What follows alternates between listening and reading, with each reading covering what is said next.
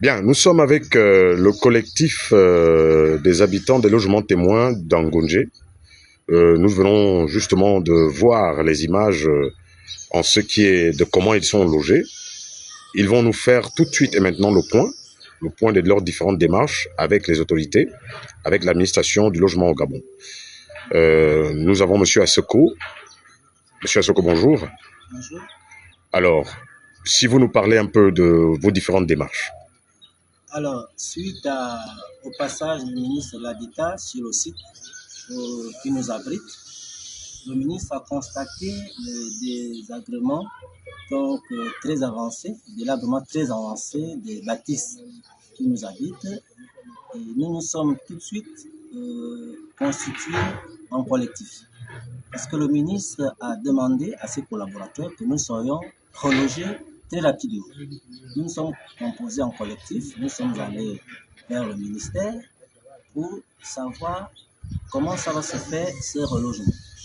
Et le ministre nous a signifié que le dossier était sur la table du président de la République et que c'était très urgent, cette affaire du relogement. Et que le dossier était aussi à l'ASNI, donc son directoire de l'habitat en matière de logement. Nous sommes allés également à l'ASNI chercher à comprendre comment cela va se faire. Et plusieurs rencontres ont été faites entre l'ASNI et le collectif. Suite à ces rencontres, finalement, nous nous sommes trouvés désabusés par l'ASNI parce que rien n'a été trouvé. Et faute à cela, nous nous sommes dit, nous repartons vers l'habitat pour essayer de donner nos points de vue parce que vous avez vu vous-même ces bâtisses qui demain peut-être seront prêts à tomber suivant les intempéries. Et nous sommes là aujourd'hui pour attirer l'attention des plus hautes autorités pour dire voici comment les Gabonais sont logés. Nous avons essayé d'aller vers le ministère, nous avons essayé d'aller vers l'ASNI. Vous pouvez voir, nous avons les accusés de réception ici vers le directeur de l'ASNI. Ici, l'accusé de réception vers le ministre de l'Habitat qui nous ont reçus et nous rassuré que le dossier est sur la table du président de la République et que nous devons être relogés. Voici les 15 familles qui habitent les maisons témoins aujourd'hui, qui sont aujourd'hui, on ne sait plus à quel sein se vouer.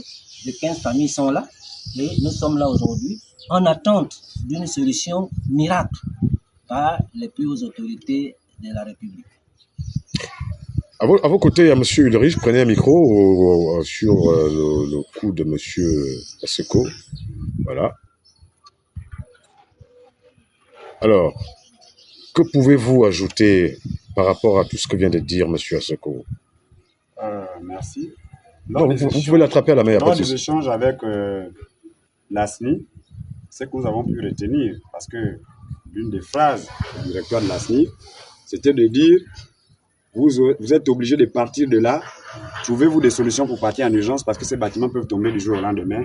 Et d'ailleurs, ce sont vos familles qui vont mourir. Et un bâtiment a été baptisé Esther Miracle. Et voilà. Alors donc, nous, on a répondu à l'ASNI que nous préférons rester là jusqu'à ce que moi s'en suive. Peut-être que dans la vie, il faut des gens qui se sacrifient pour le plus grand nombre.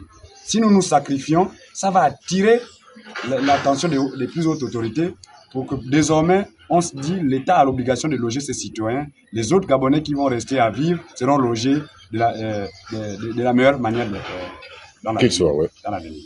Mais nous espérons quand même que, voyant la sagesse du chef de l'État et sa manière de réagir rapidement sur les problèmes des Gabonais, des Gabonais, voyant que lui-même il est venu pour dire qu'il est venu rendre la dignité aux Gabonais, et le directeur de l'ASNI, il faut aller regarder les archives à Gabon Télévision, disait que les instructions du président, l'une des instructions du président pour l'ASNI, c'est de loger les Gabonais de manière décente. Et nous aussi, nous sommes des Gabonais. Donc nous ne demandons pas ni plus ou moins que d'être logés de manière décente avec toutes ces familles. et en urgence. Nous pouvons nous lever un matin parce que nous préférons déjà vous informer qu'à chaque fois qu'il y a la pluie, un mur ou une terrasse tombe chaque jour. On ne va pas attendre un miracle pour venir réagir comme c'est le cas pour rester un miracle. Le bâtiment a été déjà dénommé un miracle.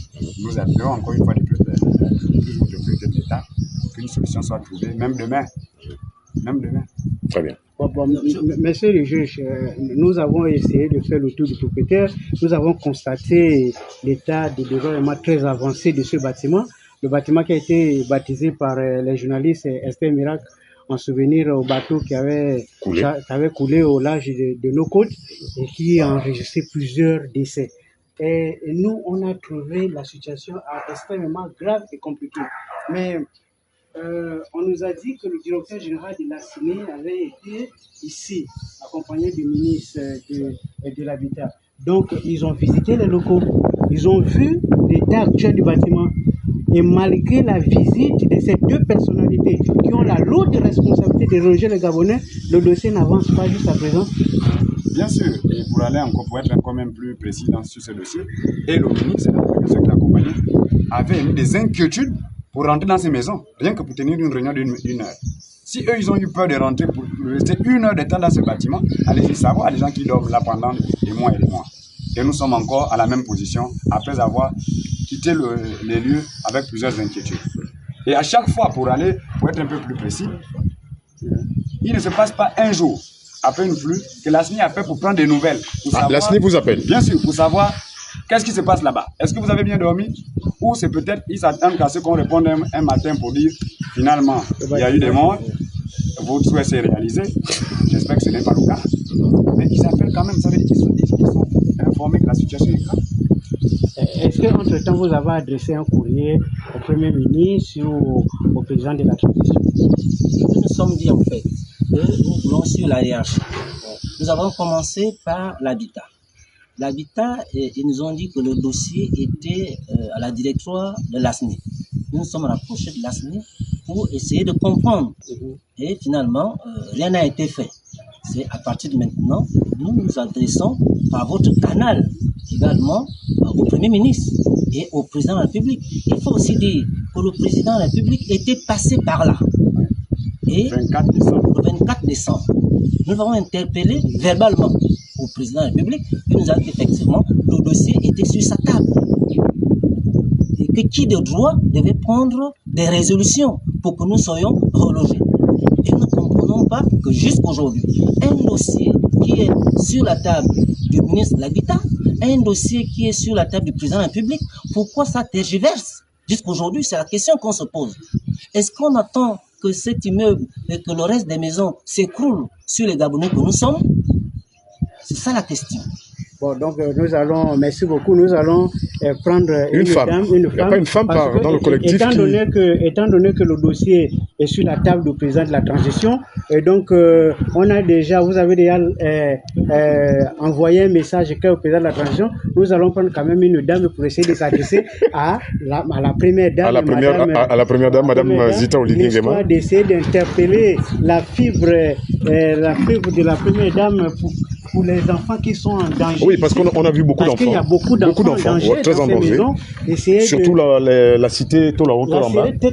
Micro pour la dame. Essayez de dire un petit mot, peut-être un petit message à l'endroit de la première dame.